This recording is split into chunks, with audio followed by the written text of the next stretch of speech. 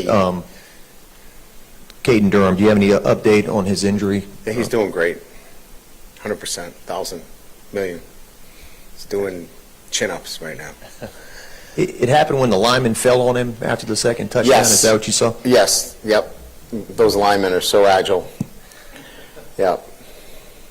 You're not going to get much from me on injuries this week. This is a bye week, so you may not go down that road this week. Unless you guys want to hang out at Our Lady of the Lakes and stay in front of the MRI machine or whatever you guys do. You guys can hang out there. Well, we still got to try to ask him. I mean, is there anything at this point, like, do you think it could affect his status for Ole Miss?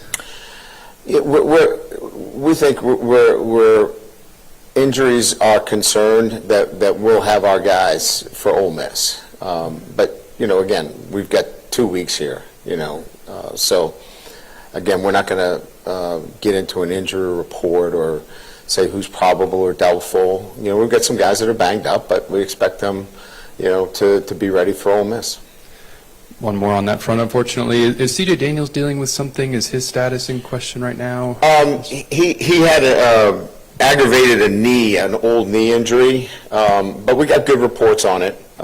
So we were obviously concerned because he had an ACL. It was not an ACL. So, but again, those are things that at first you're concerned, but it turned out to be the best case scenario for us. On Saturday, you said it's going to be a work week. What does the work look like? What do you want to do? We're in full pads today. We went, just under 2 hours.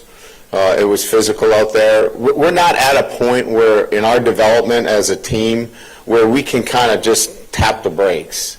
We just have too much development to be done. Now, we're going to give them, Friday, Saturday. Actually, we're going to give them Friday morning, Friday afternoon, Friday early evening, Friday night, Friday late night, Saturday morning. We're going to give them so much time off.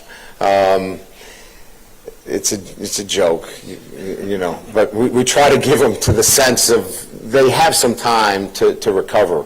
But we need this work. It's important that we continue to work on the things that have improved, right? I mean, we're getting better as a football team, but we still have a lot of work left, and we need to take advantage of this week.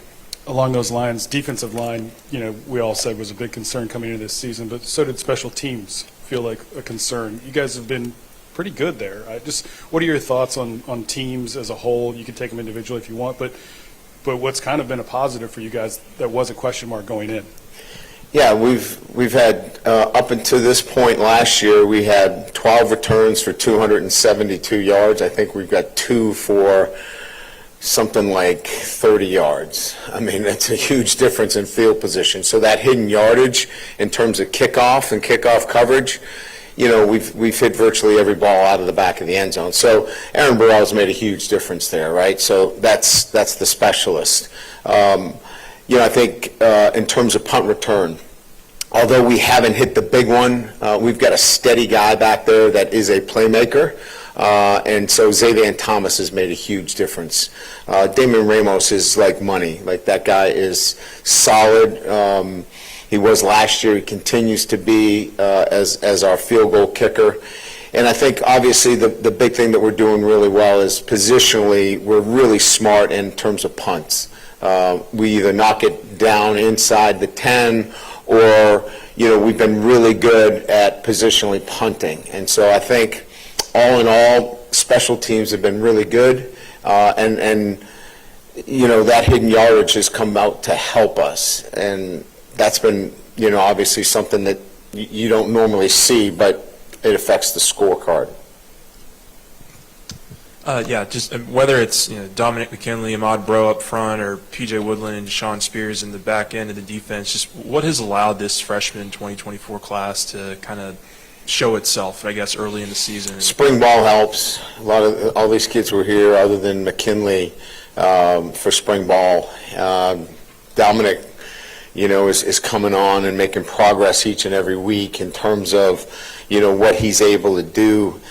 He's going to be a really good football player. He's got some work to do, but I like the progress he's making.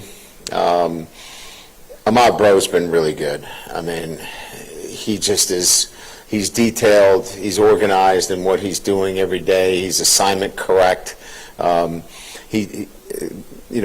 We ask him to do a specific job, and he does it. Spears is a good tackler. He's long, he's rangy, he's in the right place at the right time. He's feeling his way through it a little bit as a freshman, but when he gains even more confidence, you're going to see him continue to grow. I think all of these guys benefited from spring. McKinley's a little bit of a different, situation because he's so physically gifted. All right, so this is the first year NFL players have been allowed to wear guardian caps in games. Do you think this is like something that would trickle down to college level as well, or should? Well, it's available. There's certainly not going to be a situation where if a kid wanted to wear a guardian cap, that a conference is going to say no, they can't wear it.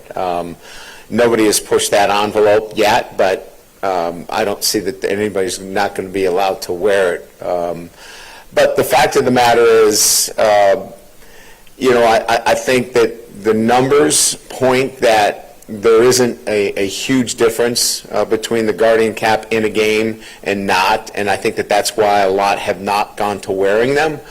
But if there is a change, I'm sure that those that write the rules are going to change that as well. But we've seen it to be a really good piece of our equipment for practices, and we'll see where it goes as it relates to games.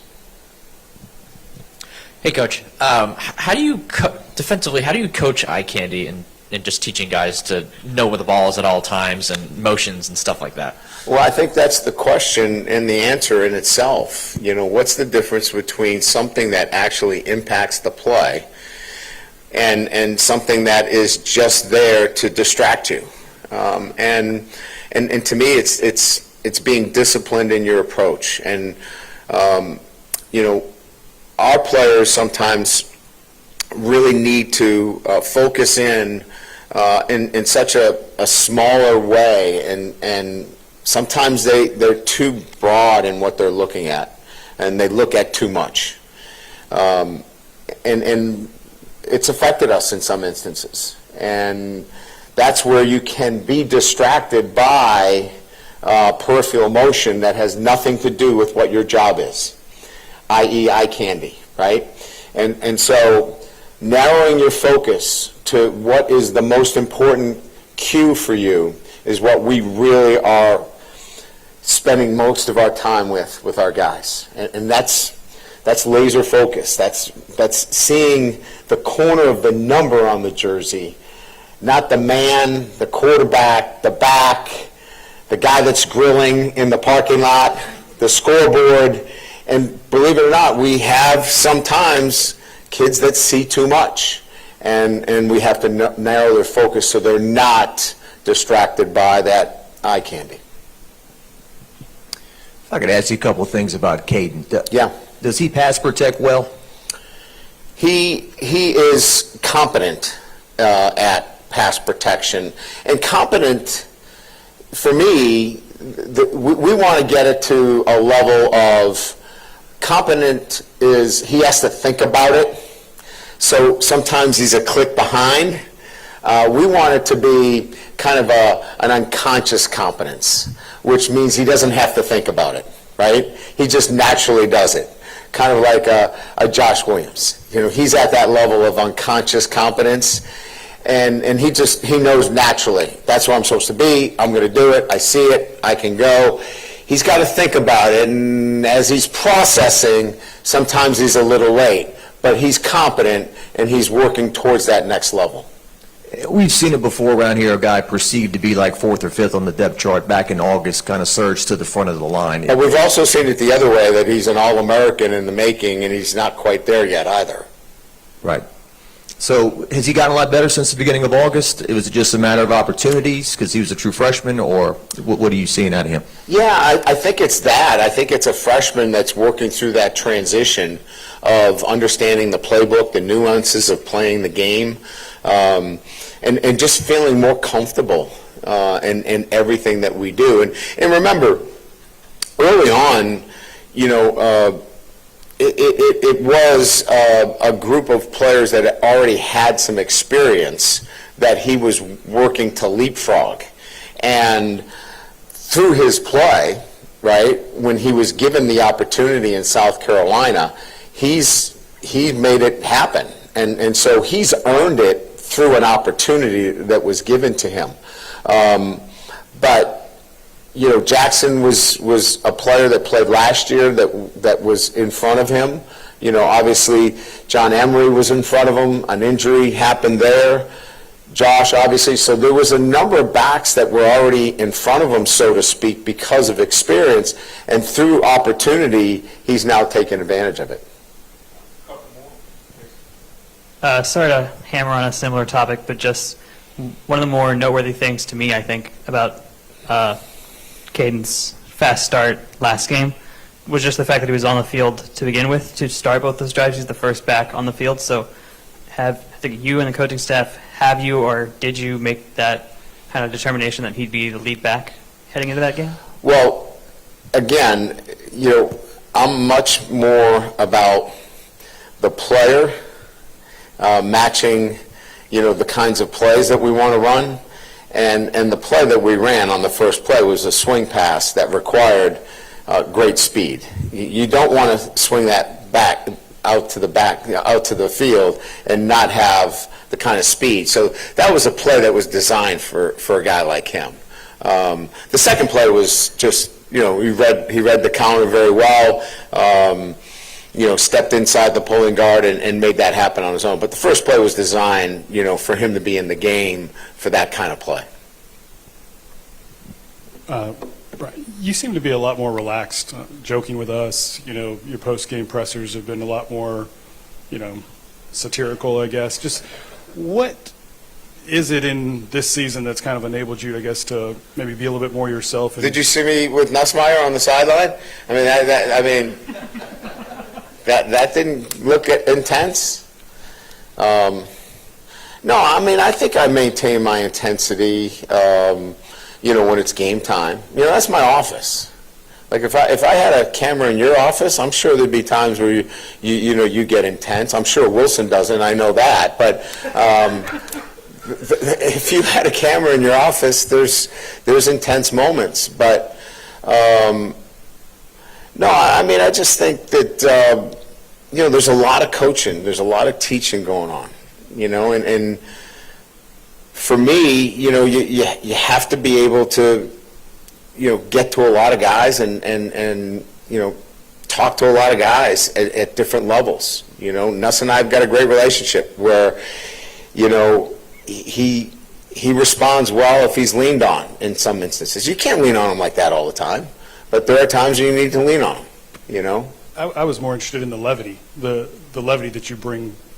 It seems different than my recollection of you in the past, I guess. Do you feel like you've had a little bit of a rebirth here?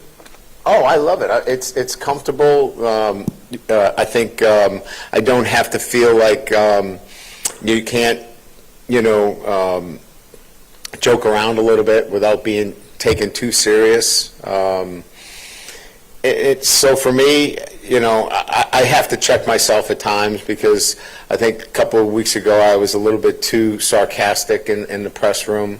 So I have to check myself too. But by and large, it's I enjoy it here. I love being the head coach at LSU, and it's a place that you know, for me, it feels real comfortable. Good. All right. Thanks. Comedy hour will be in about 45 minutes. Wilson's leading.